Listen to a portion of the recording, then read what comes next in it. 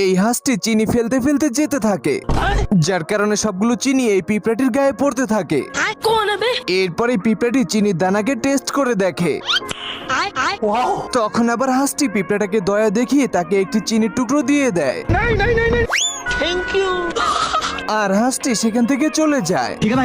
ये देखो मेरी हालत कमजोर हो। তখনই পিঁপড়াটি চিনিকে মাথায় নিয়ে দৌড় দেয়। चलो 1 2 3 भागो।